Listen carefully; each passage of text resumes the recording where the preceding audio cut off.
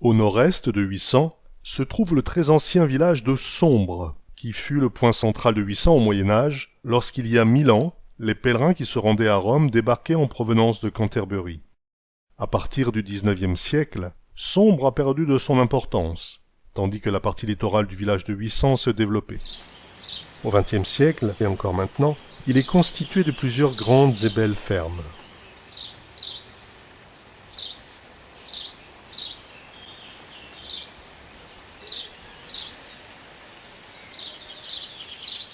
Lorsque les Allemands arrivent à Sombre, à l'été 1940, la vie du village est rythmée par les travaux agricoles.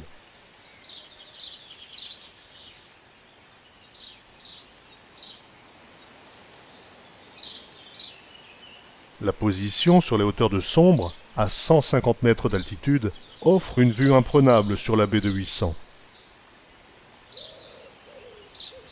Cette position a donc fort logiquement été occupée dès l'été 1940 par les Allemands, avec tout d'abord des points d'observation légers, puis à partir de 1942 par des constructions bétonnées du mur de l'Atlantique. Des canons de défense contre-aérienne, la Flak, ont été positionnés. Les Allemands investissent les hauteurs. Ici, nous nous situons sur les monts de Sombre. Nous avons Sombre en contrebas, avec des postes de flak. Ici, autre détail d'un poste de flak au niveau du mont de Sombre. En 1940, les Allemands utilisaient encore des ballons captifs, des Draken, surnommés les saucisses volantes.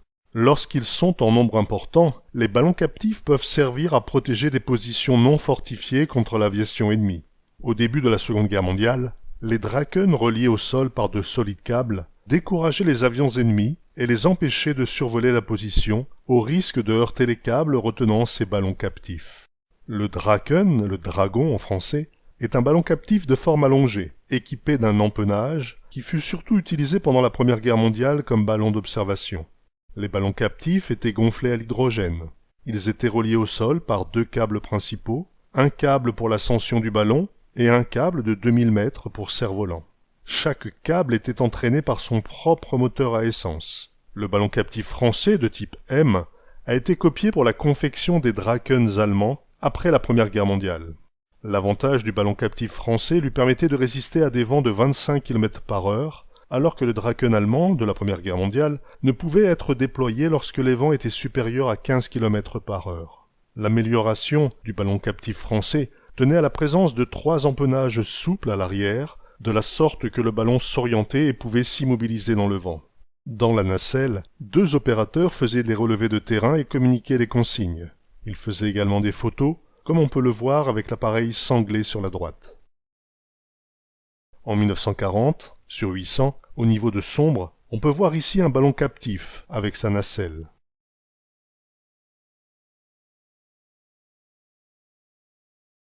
Les travaux d'installation des Allemands commencent dès l'été 1940.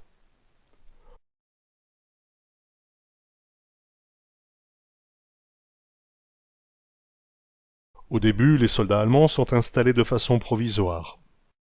En 1941, il y a 3 zones d'activité militaire sur Sombre. À partir de 1941, le Widerstandsnest WN-129 est établi au niveau de Sombre. C'est à partir de 1942 que les constructions commencent sur les hauteurs de Sombre, avec un point d'appui d'observation d'artillerie qui sera renforcé à la fin de l'année 1943.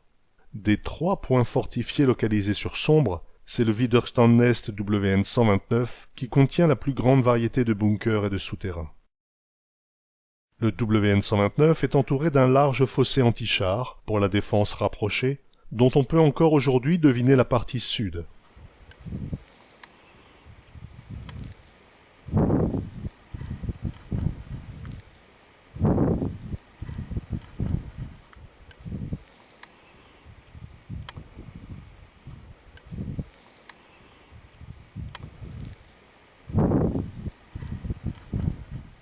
On y accède par le petit chemin venant de Sombre ou bien par la longue rue des Monts à Hervelingant. Il faut bien être respectueux de ce terrain privé, fréquenté par des randonneurs et des chasseurs selon la saison. Le principal ouvrage du WN-129 est un bunker de type R-120A, un poste d'observation d'artillerie, comme on peut encore en voir à Waplage. Le Rigolbo 120 servait de position pour l'observation de l'artillerie et les calculs pour les réglages des tirs. Il n'était pas adapté à l'observation de cibles marines. Sa construction n'était possible que là où le terrain permettait un camouflage. Si cela n'était pas possible, il fallait alors envisager de construire un Rigolbo 613, comme au sud de 800, ou un 614 à 2 niveaux. La construction d'un R120 nécessitait 650 mètres cubes de béton, 38 tonnes d'acier pour l'armature et 7,5 tonnes d'acier pour les éléments intérieurs, les portes, créneaux de défense, poutrelles, etc. Il existe plusieurs niveaux et désignations, Bausterke, pour décrire la solidité d'un bunker et l'épaisseur du toit et des murs. Comme de très nombreux bunkers du mur de l'Atlantique, le Rigolbo 120A est de niveau Bausterke B, avec 2 mètres d'épaisseur de béton pour les murs et le toit. À titre de comparaison, le bunker d'Hitler à Berlin avait une coque extérieure de béton de 4 mètres d'épaisseur, et la tanière du Loup à Rastenburg avait des murs impressionnants de 14 mètres d'épaisseur de béton. Le Rigolbo 120A de Sombre est bien sûr un standig, codé ST, c'est-à-dire que c'est une construction permanente, constante et non pas provisoire. Les bunkers ST étaient conçus pour l'habitation ou le combat. Ils étaient sécurisés contre les attaques au gaz. Ils avaient leur propre système de purification d'air, de radio, de chauffage. Certains avaient même un puits pour leur approvisionnement en eau. À l'entrée du bunker R120A de 800, il y avait une caponnière équipée d'une mitrailleuse.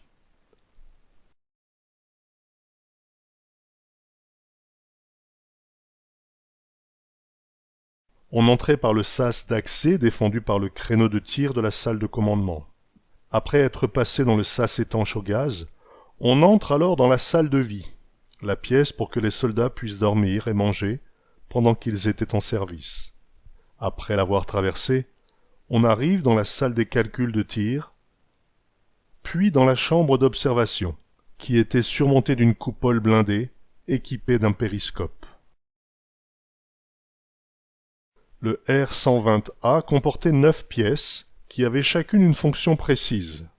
Les marches qui mènent à l'entrée sont aujourd'hui envahies de ronces et de végétation, rendant l'accès au bunker encore plus difficile que pendant la guerre et avec un meilleur camouflage qu'à l'époque.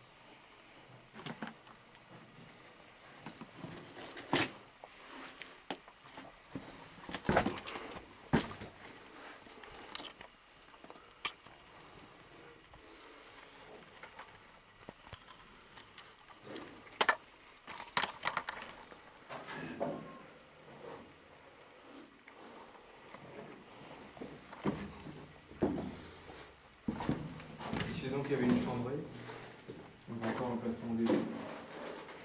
Puis après, en fait, il devait y avoir du matériel de transmission, de coordonnées, de tir, etc. Parce qu'en fait, en général, ces bunkers-là, ils servent pour l'observation, pour le compte en fait, des batteries de l'armée de terre. Les coordonnées de tir, etc.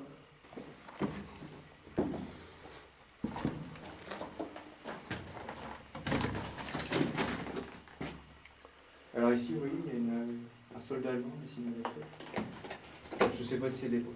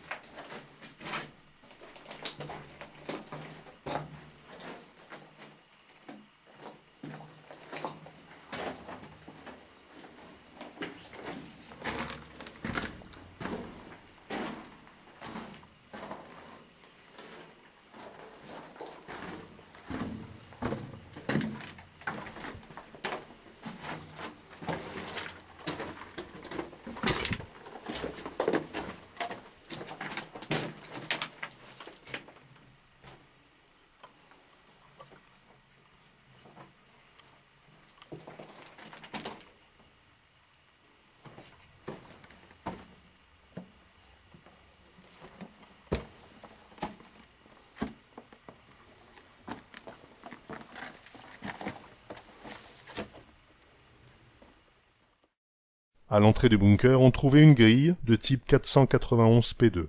Après la guerre, bien sûr, toutes les structures métalliques du bunker ont été ferraillées.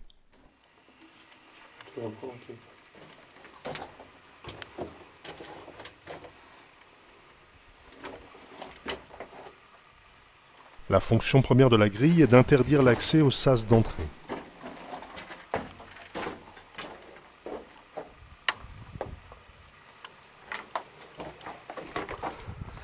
Le sas d'entrée est protégé par un créneau de tir et il donne sur une porte blindée à 2 vantaux de type 434 P01. La porte lourde 434 P01 a pour fonction d'empêcher de pénétrer dans le bunker. Elle possède un blindage assez conséquent et une épaisseur de 5 cm d'acier.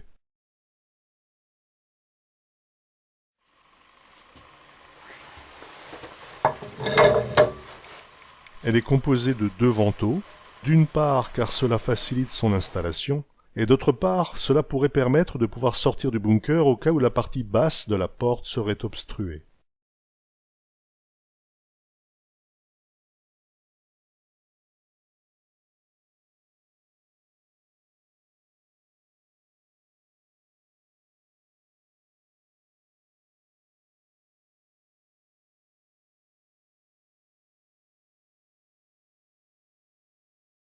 Entre les portes blindées délimitant le sas, on peut parfois trouver un marquage qui rappelle la conduite à tenir en cas d'alarme au gaz. Bei Gasgefahr, Gasalarm sowie beim Lüften und Schießen sind die mit rotem Ring gekennzeichneten Türen zu schließen. La porte lourde 434 P01 est bien sûr étanche au gaz.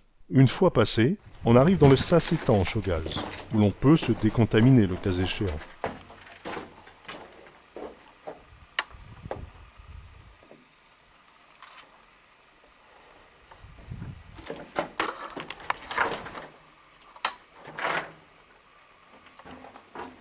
Le sas étanche au gaz était fermé par 3 portes différentes. Une porte lourde 434 P01 vers le sas d'entrée, une porte blindée 19 P7 vers la chambrée, et une porte blindée coulissante 26 P8 vers la caponnière.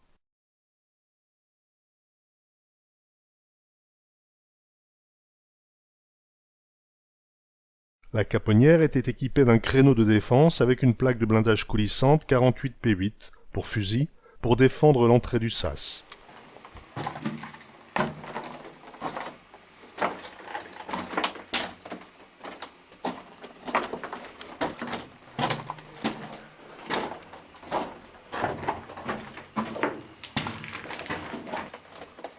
À l'extérieur de la caponnière, pour la protection contre les projectiles ennemis, les ouvertures de tir sont conçues comme des escaliers, de sorte que le tir qui frappe les murs n'est pas dirigé vers le bunker, mais il rebondit.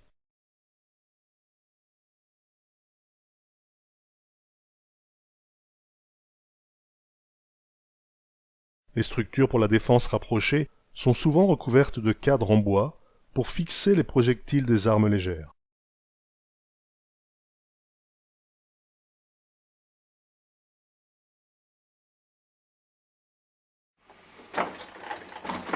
Derrière la caponnière, il y a une petite pièce pour le stockage des munitions. Et entre deux se trouve l'accès à la sortie de secours. La sortie de secours était remplie de briques, de galets ou de gravier selon les cas, et contenait 2 rangées de plaques métalliques superposées, impossibles à retirer de l'extérieur, au cas où des ennemis auraient voulu rentrer à l'intérieur du bunker par cette issue.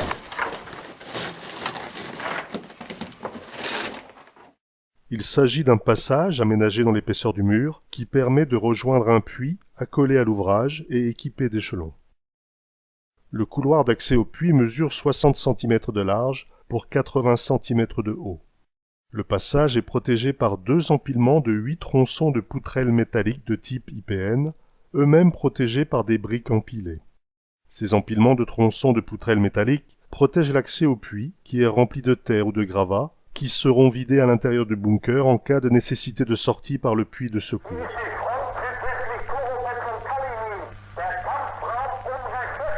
Achtung, der Ruf noch einmal zum Golf von Biscaya.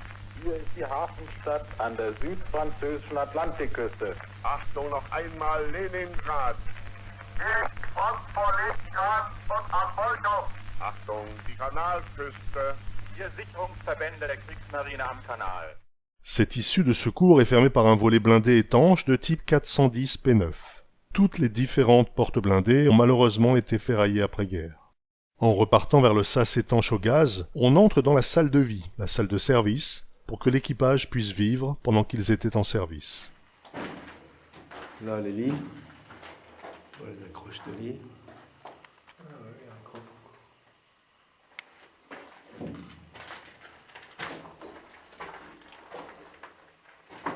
Donc là, le poêle. 2 tuyaux, un tuyau d'évacuation, un tuyau de vidange. Le support du poêle.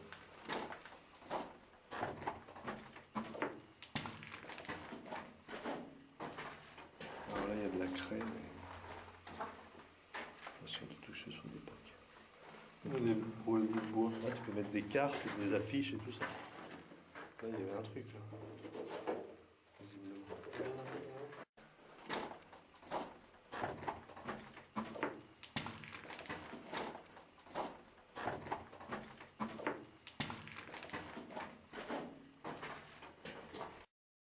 Dans le R120, il y avait 9 lits maintenus au plafond par des chaînes, 6 dans la pièce de vie des soldats et 3 dans la salle de commandement pour 2 sous-officiers et 1 officier.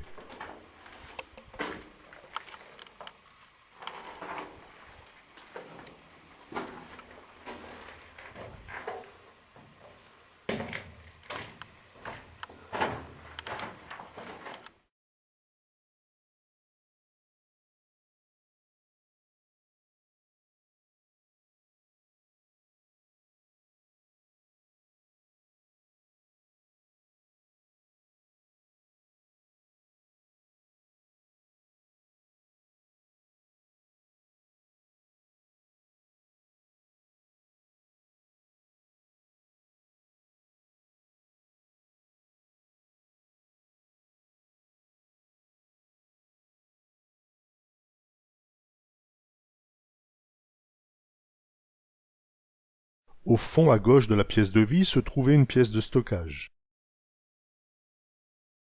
Cette pièce était fermée par une porte blindée 19P7.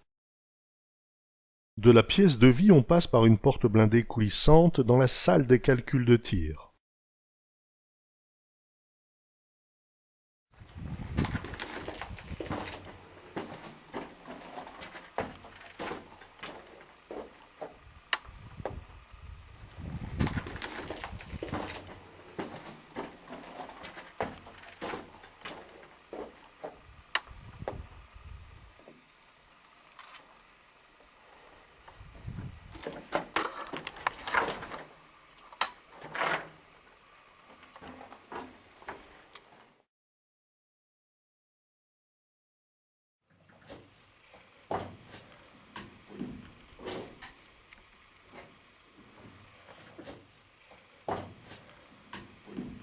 Pour accéder à la tourelle d'observation, à partir de la pièce de calcul, il faut franchir 2 portes blindées étanches, une porte 19P7, puis une porte 434 P01.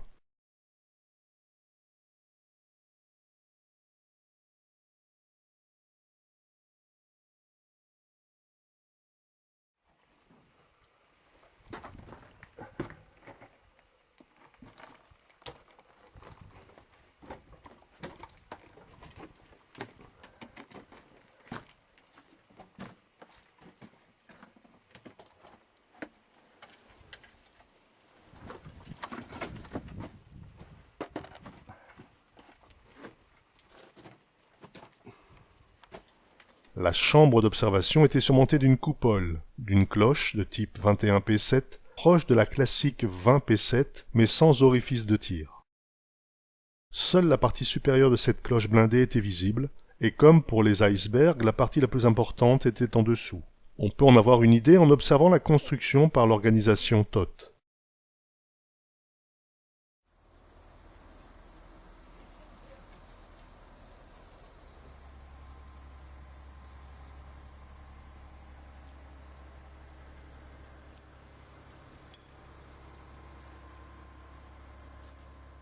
La tourelle blindée d'observation était équipée d'un périscope SR9.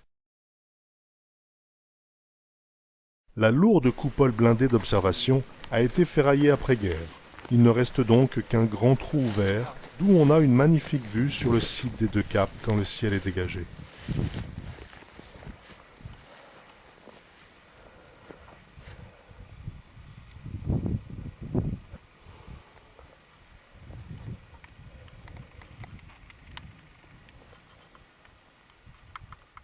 La dernière pièce du bunker, R120A de sombre à 800, est le bureau de commandement, dans lequel on entrait par une porte coulissante 26P8. On y trouvait les 3 lits superposés pour les sous-officiers et l'officier, ainsi que le matériel de transmission. Le bureau de commandement était face à l'entrée, et avait donc un créneau de défense 483P2 pour assurer la défense du sas d'accès.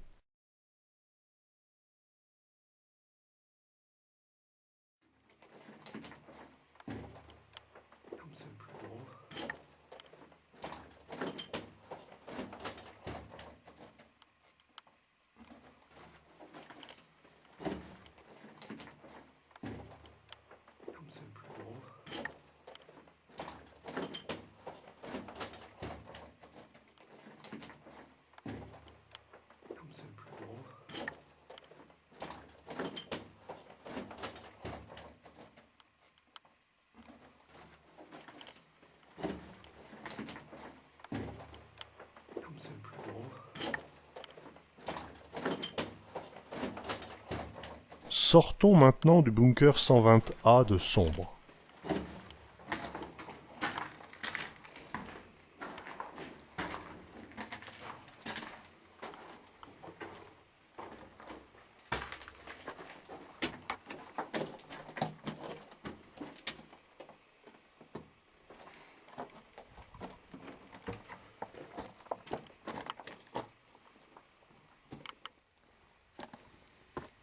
Sur la façade, on peut voir 2 grilles d'aération. Sur certains modèles de bunkers, 4 ou 6 trous de ventilation ont été réalisés pour les entrées d'air. Les trous de ventilation étaient fabriqués par paire et certains étaient factices pour tromper un ennemi qui aurait voulu y faire entrer un gaz toxique par exemple. Si le bunker est fait de 6 trous, alors la série du milieu est fausse. Si par contre il est fait avec seulement 4 trous, c'est l'ensemble de gauche qui se termine en cul-de-sac. C'est la même chose ici, où le tuyau de ventilation de gauche est aveugle, après quelques mètres, alors que celui de droite sert effectivement pour la ventilation. Poursuivons la visite du Widerstandsnest WN129. On y trouve 2 encuvements, 2 Tobruk pour canon de 2 cm flak, de type Michelmann Stand. Celui proche de l'entrée est couvert sous les buissons et est difficilement visible. Par contre, le Michelmann Stand situé au nord est bien visible et assez bien conservé. Les Michelmann Stand tiennent leur nom de l'Oberst Kurt Michelmann, responsable de la construction de très nombreux bunkers en bordure de la Manche. Les Michelmann Stand sont typiques de murs de l'Atlantique dans le Nord et le Pas-de-Calais. Alors ici donc on a un Michelmann Stand, donc c'était un poste pour mitrailleuse de forme hexagonale qui a été construit uniquement dans le nord de la France. Et il a été conçu par l'Oberst von Michelmann, qui était commandant en fait d'un bataillon de construction qui avait une zone d'influence sur la côte. Voilà.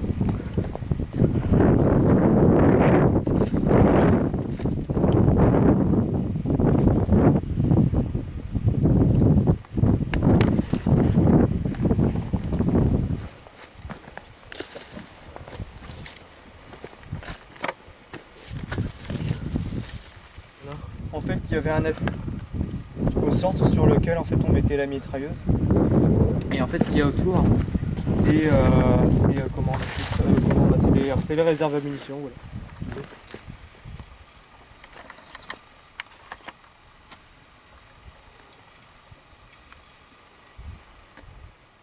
Une autre position de flak de défense contre-aérienne était située au sud de la zone avec un encuvement triangulaire caractéristique pour canon de 2 cm. Cette position couvrait la zone au-dessus d'Hervelingan. On trouve sur Sombre 3 abris souterrains de type VF2A à 2 entrées parallèles. Certains de ces abris pour loger les soldats ont encore des inscriptions et des dessins. Mais ces dernières traces de leur passage s'estompent peu à peu avec le temps.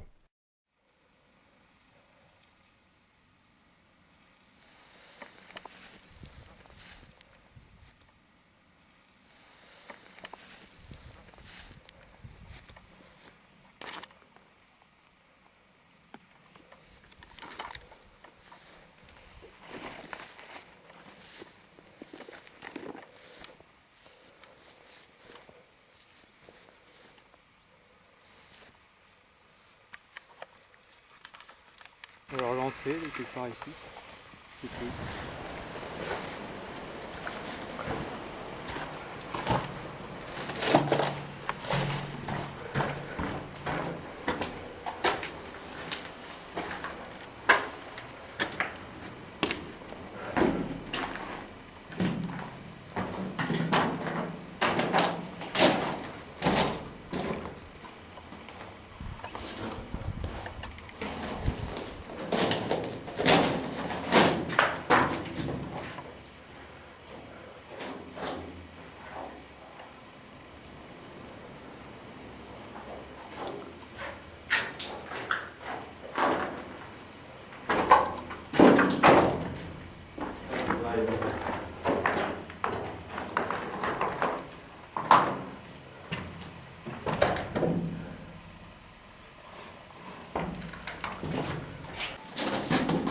Vas-y, allez.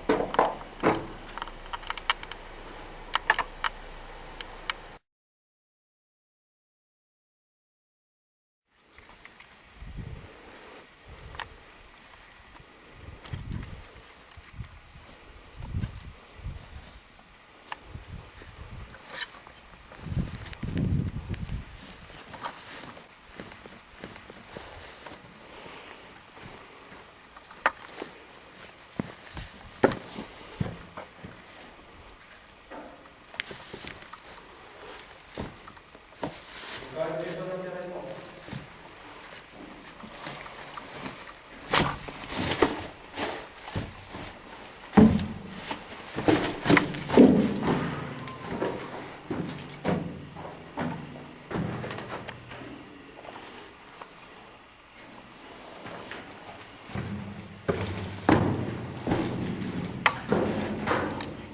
vous avez 6 noms de sol. 5 et 6. Lui, Borchardt, Porsche, Pilon et le jeu de Bordeaux et Corsi.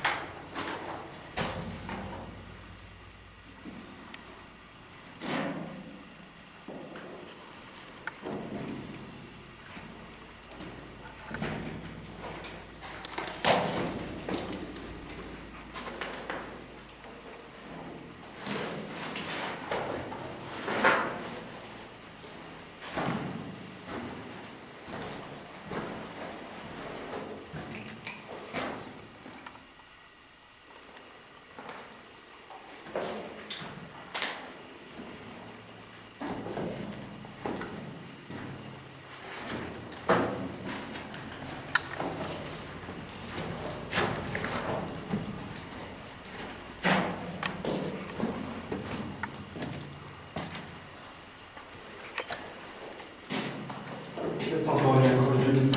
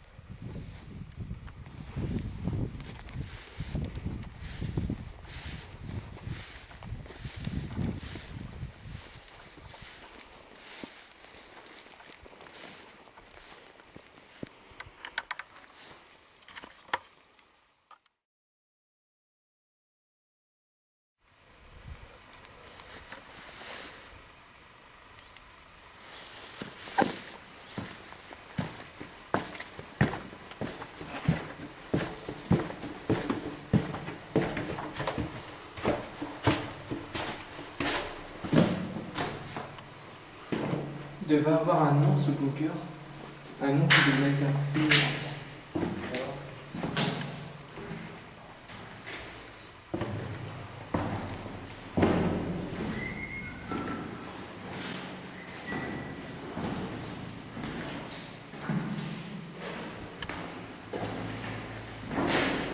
Ouais, non, faut que tu aies trop fort. Ah, mais c'est ça le problème.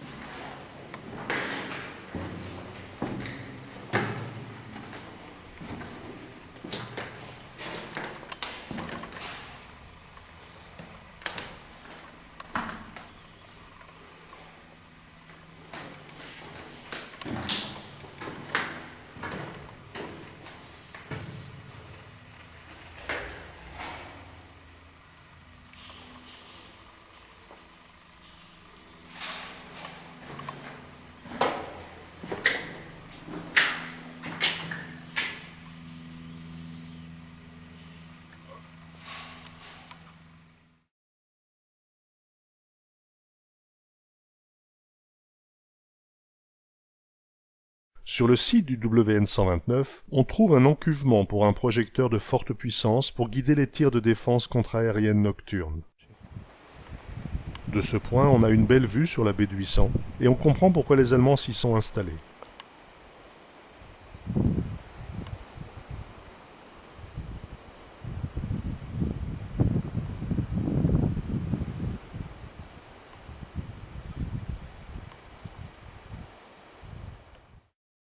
Au nord du site, on trouve un tunnel de protection anti-aérienne d'environ 40 mètres de longueur, à 2 entrées.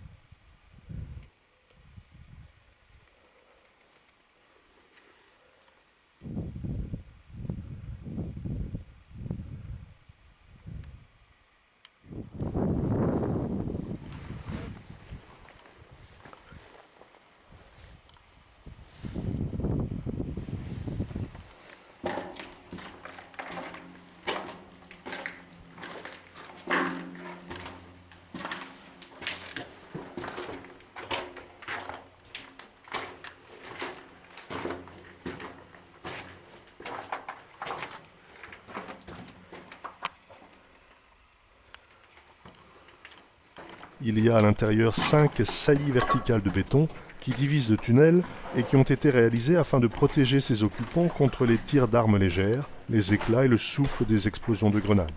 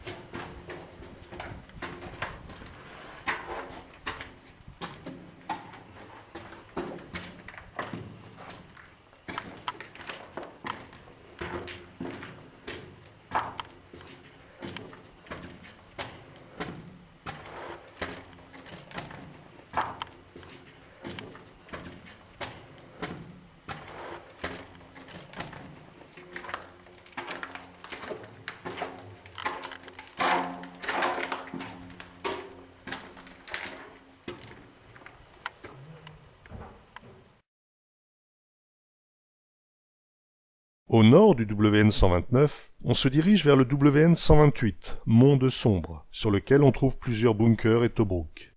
Les Allemands ont vite compris l'importance des hauteurs dominantes du Mont de Sombre. En 1941, un Widerstandsnest y est établi à des fins d'observation d'artillerie. C'est à partir de 1943 que les bunkers ont été construits.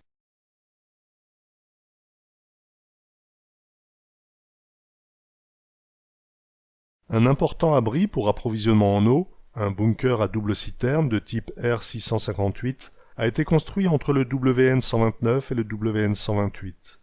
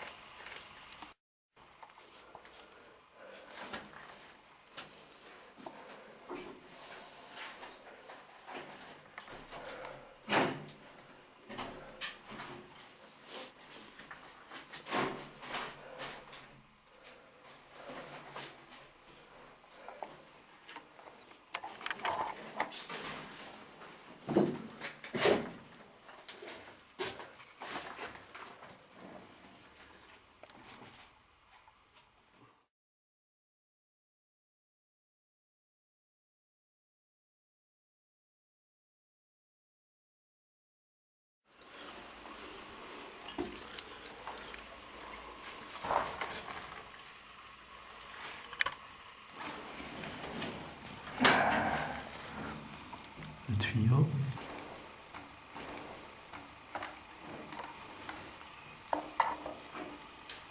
Communication.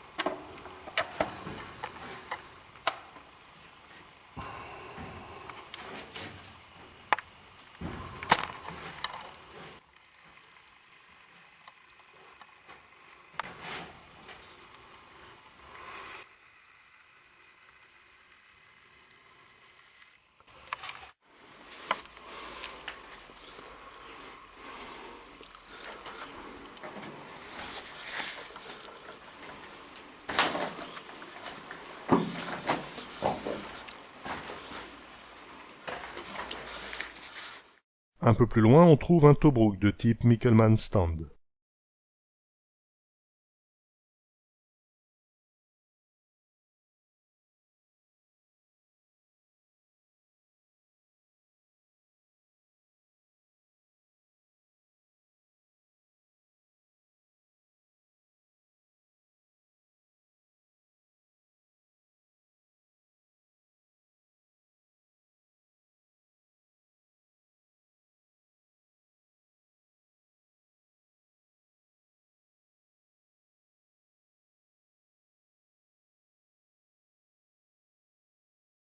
Non loin du Michelmann Stand, on trouve un bunker pour relais téléphonique. Le câble Schaltstelle KSS, de type C, permettait la liaison entre les postes de commandement des différentes sections.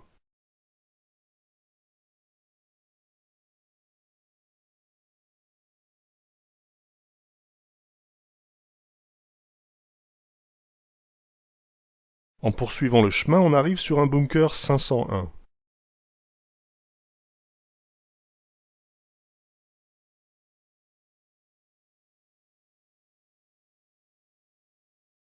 Le R501 pouvait abriter 10 soldats. On peut encore voir quelques-uns des noms inscrits sur les murs. Au nord de ce premier R501, on trouve une citerne.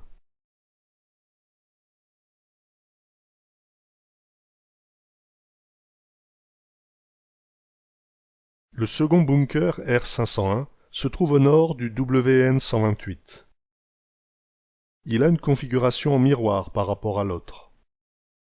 En 1943, le point d'appui fortifié a une importante fonction de commandement en devenant l'état-major de bataillon commandé par le Feldwebel Hackenberg, avec 2 officiers, 5 sous-officiers et 21 soldats. C'est en 1944 que Sombre a été divisé en 2 Widerstandsnest, le WN129 au sud et le WN128 au nord. Le Widerstandsnest WN128 Flensburg, du nom du port à la frontière avec le Danemark, perd alors son importante fonction de commandement qui est transférée au sud-est au niveau de la ferme de la Folle-en-Prise sur le territoire d'Écal. La construction la plus importante de cette partie est un bunker VF d'observation qui jouxte une chambre de veille.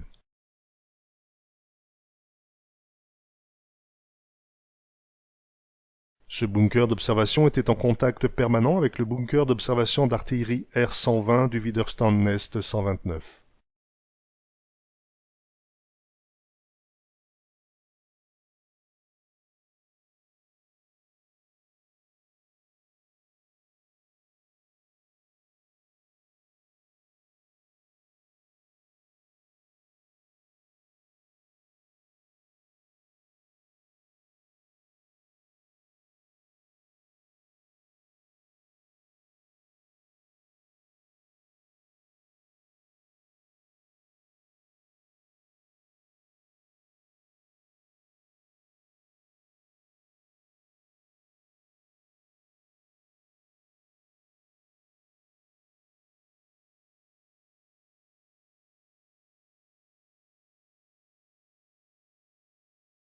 Les deux constructions sont placées au centre d'un réseau de tranchées et de barbelés dont il reste encore quelques traces.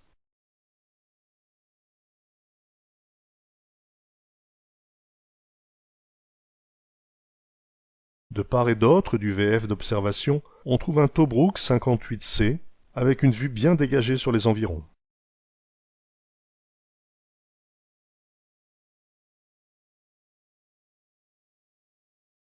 Le Tobruk 58C, position octogonale de 80 cm de côté, est une construction classique du mur de l'Atlantique. Le troisième point fortifié de Sombre à 800 est le premier à avoir été construit. C'est au nord-ouest du village de Sombre, à flanc du mont d'Averlo, que les Allemands ont construit un centre médical capable de recevoir en première urgence les blessés. En ce qui concerne les blessés plus graves, ils étaient transférés au grand hôpital à Ardingan.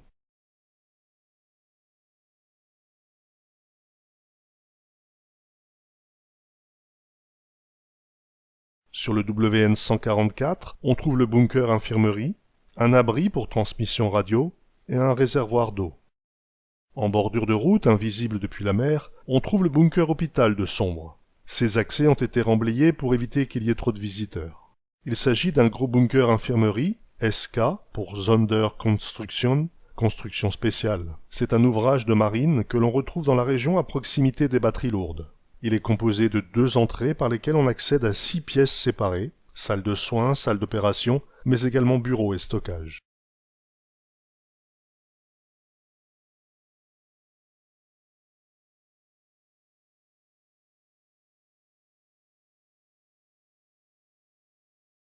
Il y a eu un incendie à l'intérieur dans les années 80, ce qui a noirci les carreaux blancs des salles de soins et d'opération.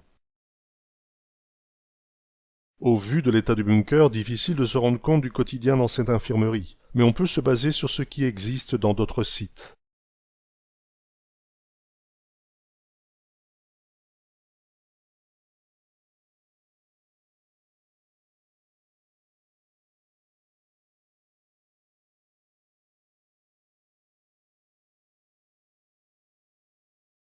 L'abri en arrière du bunker infirmerie est un baraquement de 3 pièces qui abritait les hommes et le matériel radio nécessaire aux communications entre les différents points d'appui.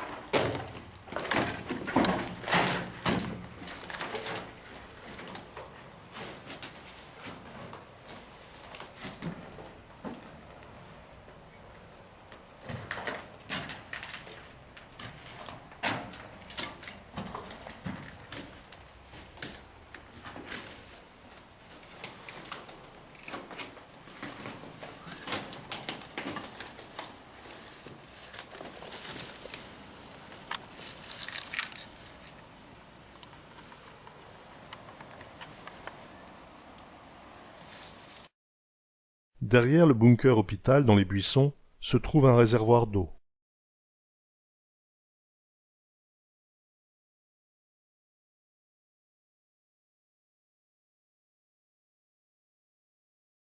Avec un peu d'imagination et surtout beaucoup de travail, on aurait peut-être pu faire revivre le bunker hôpital de Sombre à 800.